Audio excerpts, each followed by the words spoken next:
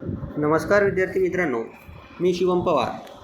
आपण बघतोय स्पर्धा परीक्षांमध्ये विचारले जाणारे व्हेरी IMP प्रश्न आणि आजचा भाग क्रमांक आहे मित्र हो भाग 22. याआधी आपले एकूण 21 भाग झालेले आहे. ते सर्व आपल्या चॅनलला अवेलेबल आहे, तेव्हा चॅनलला सबस्क्राईब करून घ्या. आणि जर व्हिडिओ आपणास आवडला तर व्हिडिओला लाईक करा आणि आपल्या गरजू विद्यार्थी मित्रांपर्यंत शेअर करा.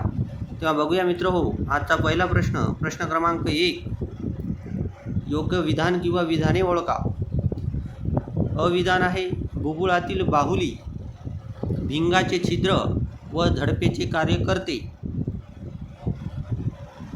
तर मित्र हो बुबुळातील बाहुली भिंगाचे छिद्र व झडपेचे कार्य करते का? तर हो करते. बघा बाहुलीच्या मागे भिंग असतो मित्र हो, आणि बाहुलीच्या छिद्रातूनच प्रकाश किरणे हे भिंगावर पडतात. आणि झडपेचे कार्य करतात का? तर हो, कारण बाहेरून येणाऱ्या किरणांना नियंत्रित करण्याचं काम हे बाहुलीचंच असतं, म्हणून ते झडपेचे कार्य पण करतात. नको असलेले किरण ते आतमध्ये येऊ देत नाही. तेव्हा विधान अ बरोबर आहे. विधान ब बघा, भिंगाचे स्नायू अंतर बदलण्याची व्यवस्था पाहते. तर हे पण बरोबर आहे मित्रो. बघा दूरची वस्तू जर बघायची असेल आणि जवळची वस्तू बघायची असेल तर जो आपलं भिंगाचं नाभीय अंतर असतो तो दोघांसाठी वेगवेगळा लागेल, आणि ते भिंगाचे नाभीय अंतर बदलण्याचे काम कोण करते? तर ते असते भिंगाचे स्नायू. तर विधान ब पण इथे योग्य आहे. तेव्हा विधान अ व विधान ब दोन्ही योग्य. पर्याय क्रमांक 3. प्रश्न क्रमांक 2 बघा, विद्युत परिपथातील वितळ तार, त्यालाच आपण फ्यूज तार म्हणतो, ठीक आहे. त्याच्याबद्दल खाली 4 विधाने दिली आहे. त्या विधानापैकी कोणते विधान योग्य आहे ते बघायचं आहे. बघा विद्युत परिपथातील वितळ तार, विधान ए उपकरणाशी एकसर जोडणी जोडतात. तर विधान बरोबर आहे. बघा एकसर जोडणीमध्ये जोडल्यानंतरच बघा ही विद्युत तार आहे आणि मध्ये आपण फ्यूज जोडतो, ठीक आहे. त्यामुळे एकसर जोडणी. जर समांतर जोडणी असेल तर हा फ्यूज ब्रेक झाल्यानंतर पण करंट पास होतच राहणार. तेव्हा समांतर जोडणी जोडतात का? तर नाही, एकसर जोडणी तर जोडतात. विधान ए बरोबर आहे. विधान ब चुकीचं होईल. समांतर जोडणीत विद्युत तार किंवा फ्यूज तार जोडल्या जात नाही. समांतर जोडणी म्हणजे बघा इथून करंट पास होत आहे, इथून असा आणि इथून पण असा, ठीक आहे. आपण कोणत्याही एकामध्ये समजा इथे विद्युत तार म्हणजे जिथं फ्यूज जोडला आणि तर तो ब्रेक पण झाला तर इथून असा करंट पास होणारच, किंवा इथला फ्यूज ब्रेक झाला तर इथून असा करंट पास होणार, तेव्हा त्याचा काही उपयोगच पडणार नाही. म्हणून समांतर जोडणीमध्ये न जोडता आपण वितळ तार ही एकसर जोडणी जोडतो. विधान सी मध्ये बघा, मिश्र धातूची बनलेली असते, आणि विधान डी आहे शुद्ध धातूची बनलेली असते. तर अर्थातच ती मिश्र धातूची बनलेली असते, तेव्हा सी इथे योग्य होईल. डी शुद्ध धातू नसतो तो, ठीक आहे, मिश्र धातूपासून बनलेले असतं, ठीक आहे. कशापासून बनले? तर मिश्र धातूपासून. तेव्हा योग्य उत्तर होईल पर्याय क्रमांक 1 AC.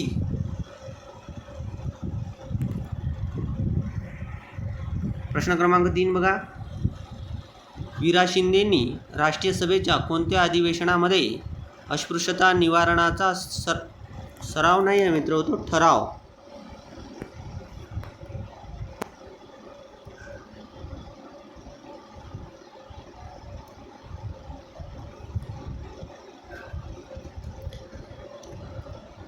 वीरा शिंदेंनी राष्ट्रीय सभेच्या कोणत्या अधिवेशनांमध्ये अस्पृश्यता निवारणाचा ठराव मांडला? पर्याय क्रमांक 1 आहे नागपूर अधिवेशन 1920. पर्याय क्रमांक 2 आहे बेळगाव अधिवेशन 1924. पर्याय क्रमांक 3 आहे कलकत्ता अधिवेशन 1917. आणि पर्याय क्रमांक 4 आहे मुंबई अधिवेशन 1989. तर योग्य उत्तर होईल मित्र हो वीरा शिंदेंनी राष्ट्रीय सभेच्या कोलकाता अधिवेशन 1917 मध्ये अस्पृश्यता निवारणाचा ठराव मानला. आणि या कोलकाता अधिवेशन 1917च्या अध्यक्ष होत्या ॲनी बेझंट.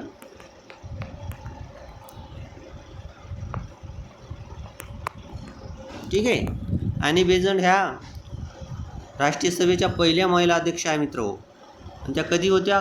कोलकाता अधिवेशन 1917. ॲनी बेझंटच्या अध्यक्षतेखाली अधिवेशन भरवण्यात आलं होतं कोलकातामध्ये. आणि तिथेच वीरा शिंदेनी अस्पृश्यता निवारणाचा ठराव मांडला. पर्याय क्रमांक 2 बघा, बेळगाव अधिवेशन 1924.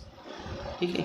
बेळगाव अधिवेशन 1924 एकमेव काँग्रेसचं असं अधिवेशन आहे मित्र हो की त्यांचे अध्यक्ष महात्मा गांधी होते. बाकी कोणत्याच अधिवेशनात महात्मा गांधींना तो योग आला नाही अध्यक्षपदाचा.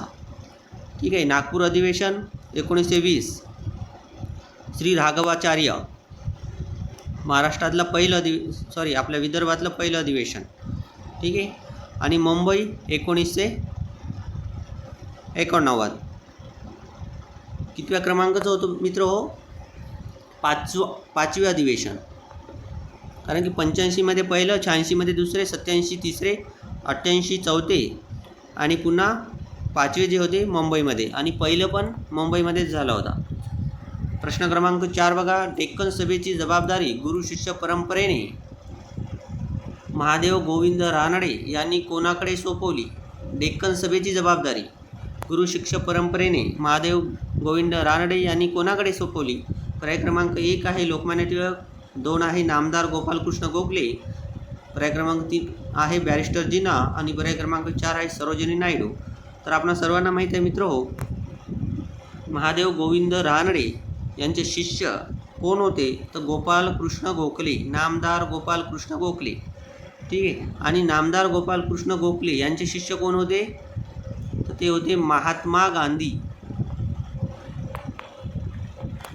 ठीक आहे. म्हणजेच महात्मा गांधीचे गुरु गोपालकृष्ण गोखले, गोपालकृष्ण गोखलेचे गुरु महादेव गोविंद रानडे आणि रानडेंचे गुरु जर विचारले तर के.टी.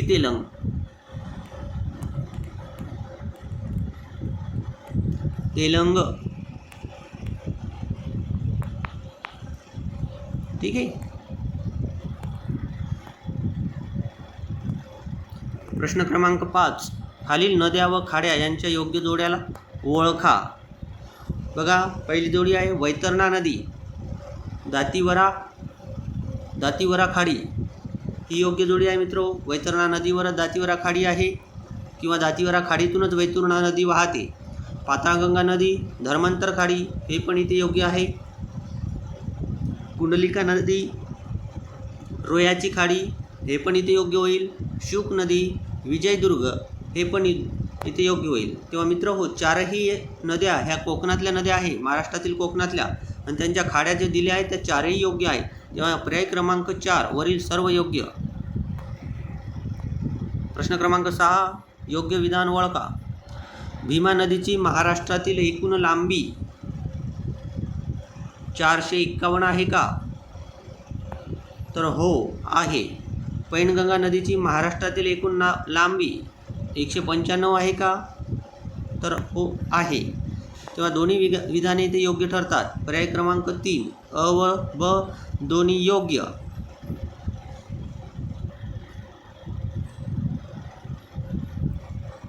प्रश्न क्रमांक 7 बघा, खालीलपैकी कोणते भांडवलशाही अर्थव्यवस्थेची वैशिष्ट्य नाही? बघा, आपण बघितलं होतं मित्र हो, भांडवलशाही आणि समाजवादी अर्थव्यवस्था दोन प्रकारची अर्थव्यवस्था आहे आणि भारताने दोघांच्या मिश्र अर्थव्यवस्थेचा स्वीकार केलेला आहे. पण भांडवलशाही अर्थव्यवस्थेची वैशिष्ट्य काय? तर पर्याय क्रमांक 1 बघा, खाजगी मालकी, पर्याय क्रमांक 2 आहे नफा, पर्याय क्रमांक 3 आहे मुक्त बाजार आणि पर्याय क्रमांक 4 आहे सार्वभौम नसतात. तर मित्र इथे बघा, भांडवलशाही म्हणजे प्रायव्हेट सेक्टरमध्ये खाजगी मालकी असते. ठीक आहे, हे इथे योग्य होईल. पुन्हा नफा कमवणे हा एकमेव उद्देश असतो प्रायव्हेट सेक्टरचा, तो पण योग्य. मुक्त बाजारपेठ तर खुले बाजारपेठ असतात, फ्री मार्केट हे पण योग्य होत. पर्याय क्रमांक 4 सार्वभौम नसतात. तर मित्र हो, ते सार्वभौम असतात. ठीक आहे, त्यामुळे योग्य उत्तर होईल पर्याय क्रमांक 4 हे वैशिष्ट्य होणार नाही. सार्वभौम नसतात तर ते सार्वभौम असतात मित्र हो, भांडवलशाही अर्थव्यवस्था. ठीक आहे. स्वमालकी म्हणजे स्वतः ते निर्णय घेऊ शकतात. ठीक आहे. पण समाजवादी अर्थव्यवस्थेमध्ये ती सार्वभौम नसते. ठीक आहे. ती पूर्णपणे डिपेंड असते जनतेच्या कल्याणासाठी. कोण? समाजवादी. ठीक आहे. तिथे खाजगी मालकी नसते, नफा कमावणे उद्देश नसतो किंवा बाजारमुक्त नसतो. ठीक आहे. आणि सार्वभौम असतात ते समाजवादी. पण भांडवलशाहीमध्ये सार्वभौम नसतात, हे चुकीचं होईल. भांडवलशाही व्यवस्था ही सार्वभौम असते. सार्वभौम असते, स्वमालकीची इथं असते पाहिजे मित्रो.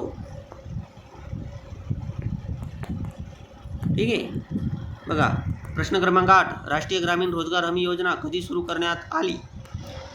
पर्याय क्रमांक 1 आहे 2 फेब्रुवारी 2006, पर्याय क्रमांक 2 आहे 2 ऑक्टोबर 2009, पर्याय क्रमांक 3 आहे 1 मे 2006 आणि पर्याय क्रमांक 4 आहे 15 ऑगस्ट 2009.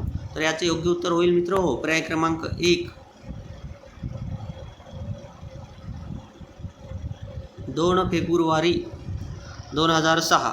राष्ट्रीय ग्रामीण रोजगार हमी योजना कधी सुरू करण्यात आली? तर राष्ट्रीय ग्रामीण रोजगार हमी योजना ही 2 फेब्रुवारी 2006 रोजी सुरू करण्यात आली. परंतु याचं नाव होतं नरेगा. ठीक आहे. आणि नरेगाचं नाव रूपांतर करून महात्मा गांधीचं नाव ॲड करण्यात आलं, म्हणजे मनरेगा म्हणजेच महात्मा गांधी राष्ट्रीय ग्रामीण रोजगार हमी योजना. तर महात्मा गांधीचं नाव कधी जोडण्यात आले या योजनेला? तर 2 ऑक्टोबर 2009. जर आपल्याला इथेच महात्मा गांधी राष्ट्रीय ग्रामीण रोजगार हमी योजना कधीपासून सुरू झाली तर मग उत्तर आलं असतं 2 ऑक्टोबर 2009. पण राष्ट्रीय ग्रामीण रोजगार हमी योजना कधी म्हटलं तर 2 फेब्रुवारी 2006 हेच योग्य ठरणार. प्रश्न क्रमांक 9, 30 सप्टेंबर ते 13 ऑक्टोबर दरम्यान काजी हिंद 2024 हे युद्ध सराव कोणत्या 2 देशात होणार आहे? ठीक आहे. बघा मित्र हो, काजी हिंद 2024 हे युद्ध सराव भारत आणि अमेरिकेमध्ये होईल का? नाही. भारत आणि बांगलादेशमध्ये नाही. भारत आणि जपानमध्ये नाही. पर्याय क्रमांक 4 इथे योग्य होणार मित्र हो. काजी हिंद 2024 युद्ध सराव भारत आणि कझाकिस्तानमध्ये या 2 देशांमध्ये दरवर्षी होतो आणि या वर्षीचा 30 सप्टेंबर ते 13 ऑक्टोबर दरम्यान आयोजित करण्यात येणार आहे आणि तो भारतात आयोजित होणार आहे उत्तराखंडमध्ये. ठीक आहे. उत्तराखंड 30 सप्टेंबर ते 13 ऑक्टोबर दरम्यान काजी हिंद युद्ध सराव भारत आणि कझाकिस्तान.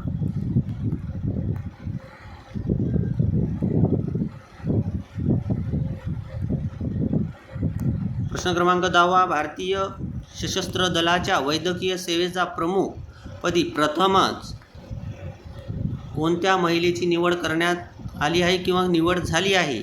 भारतीय सशस्त्र दलाच्या वैद्यकीय सेवेच्या प्रमुखपदी प्रथमच म्हणजे पहिल्यांदाच कोणत्या महिलेची निवड झाली आहे?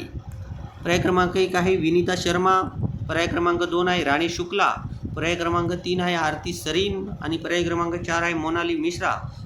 तर मित्रो पर्याय क्रमांक 3 आरती सरीन इथे योग्य होईल. आरती सरीन यांची निवड भारतीय सशस्त्र दलाच्या वैद्यकीय सेवेच्या प्रमुखपदी करण्यात आली असून त्या या पदावर रुजू होणाऱ्या किंवा निवड होणाऱ्या त्या पहिल्याच महिला ठरल्या आहे, आरती सरीन. प्रश्न क्रमांक 11, सामाजिक क्षेत्रातील योगदानासाठी 25वा लाल बहादूर शास्त्री राष्ट्रीय पुरस्कार 2024 ने कोणाला सन्मानित करण्यात आले आहे? तर मित्रहो याचे योग्य उत्तर होईल पर्याय क्रमांक 2 राजश्री बिर्ला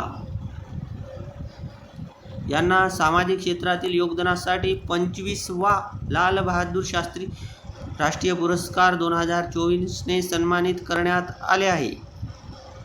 बघा 24वा डॉक्टर बकुल ढोलकिया 2023.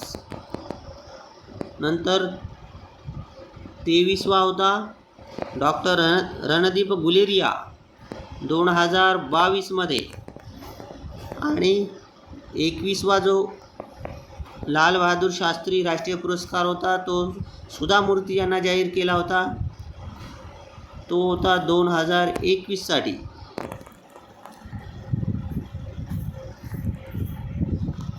प्रश्न क्रमांक 12वा बघा मित्रो, हे ट्रिग्नोमेट्रीवरचे प्रश्न आहेत. आणि जर तुम्ही NTPCची तयारी करत असाल, सध्या SSC मध्ये पण असे प्रश्न येत आहेत मित्रो, तेव्हा बघा प्रश्न 2 sin स्क्वेअर थीटा अधिक 2 cos square theta plus 1 equal to किती. बघा मित्र हो, येथे आपल्याला ट्रिग्नोमेट्रीचे सर्व सूत्र पाठ पाहिजे. जर तुम्ही NTPC देत असाल तर बघा 2 sin square theta plus 2 cos square theta आणि प्लस 1 आहे. 2 sin स्क्वेअर थीटा आणि 2 cos स्क्वेअर थीटामधून 2 जर मी कॉमन काढला मित्र हो, 2 कॉमन निघाल्यानंतर sin स्क्वेअर थीटा अधिक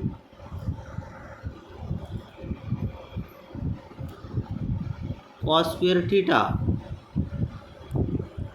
आणि प्लस 1. तर बघा मित्रो, sin square theta plus cos square theta किती होते, तर 1 होते फॉर्म्युल्यानुसार. ठीक आहे. आणि हे 2 म्हणजे 2 गुणिला 1 अधिक 1 म्हणजे 2 1 2 अधिक 1, तर उत्तर होणार 3. पर्याय क्रमांक 3. प्रश्न क्रमांक 13वा बघा, खालील अपूर्णांक चढत्या क्रमाने लिहा. बघा अपूर्णांक कोणते कोणते आहे. 5/6, 7/8, 3/4 आणि 4/5.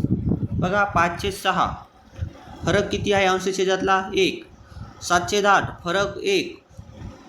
3/4 अंशछेदातला फरक 1च आहे. आणि 4/5 अंशछेदातला फरक 1च आहे.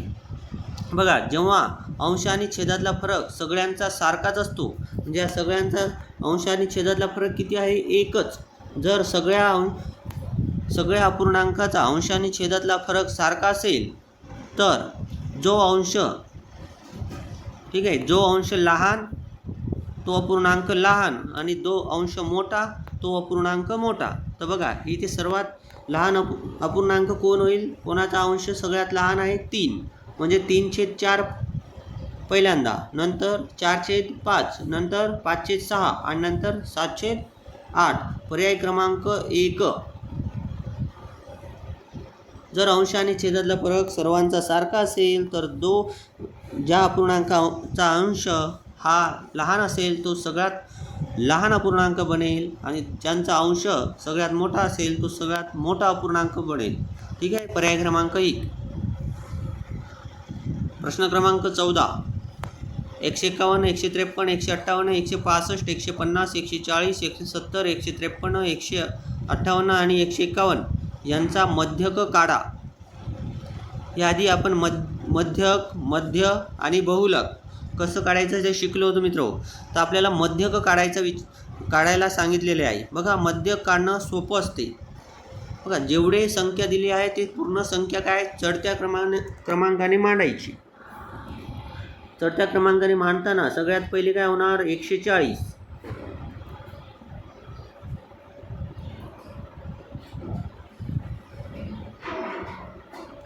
नंतर 140 नंतर काय होणार 150,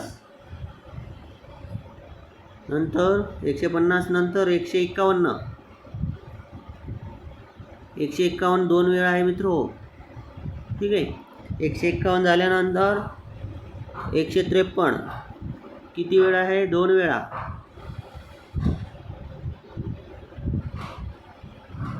153 झाल्यानंतर 158 किती वेळा आहे 2 वेळा.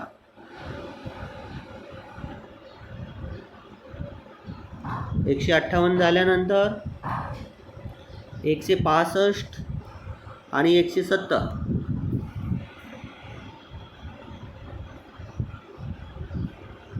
एकूण किती संख्या आहे मित्र? 1 2 3 4 5 6 7 8 9 10.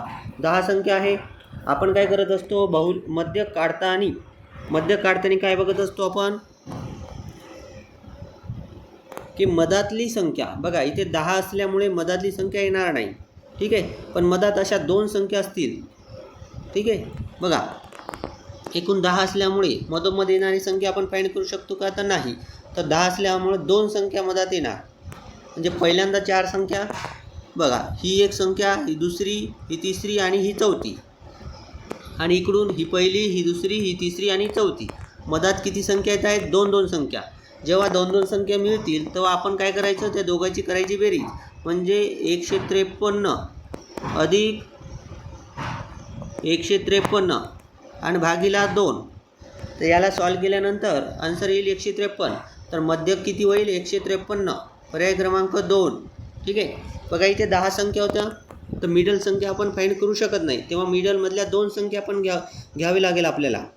जर इथं 9 संख्या असते, समजा 170, समजा ही संख्या इथे नसती, तर टोटल 9 संख्या आहे. तर 9 संख्याचं जर आपण मिडल संख्या बघितली असती तर ती होणार 5वी. म्हणजे त्याच्या नंतर 4 आणि तिच्या आधी 4, ठीक आहे.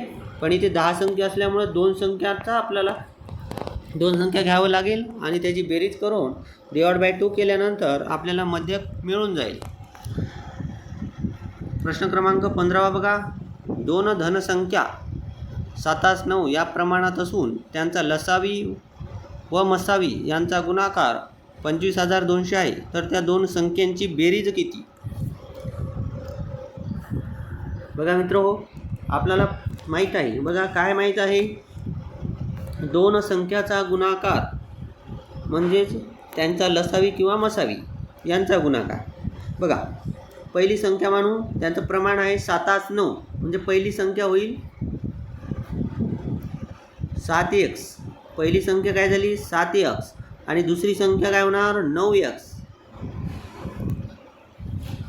आणि आपल्याला सूत्र माहीत आहे, 2 संख्यांचा गुणाकार म्हणजे 7x गुणिला 9x बरोबर लसावी गुणिला मसावी. लसावी गुणिला मसावी,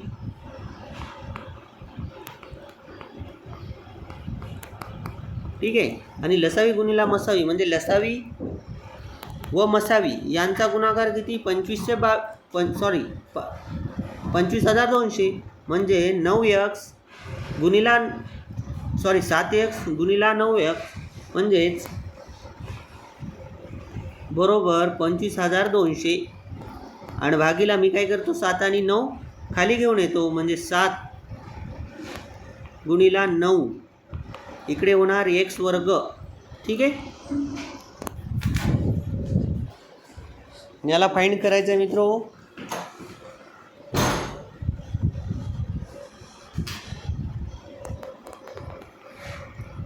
बघा पहिले आपण 7नी भागाकार देऊ, ठीक आहे. 7 1 7, 7 3 21 आणि 7 सकम 42. हे 2 0, ठीक आहे. नंतर 9 पुन्हा भाग जाईल मित्रो. 9 चूक 36 म्हणजे x वर्ग बरोबर 400, ठीक आहे. तर x काय होणार? x होणार मित्र 20 वर्गमूळ घेऊन, ठीक आहे. यांचा वर्गमूळ घेतल्यानंतर x बरोबर 20. तर बघा पहिली संख्या काय होणार?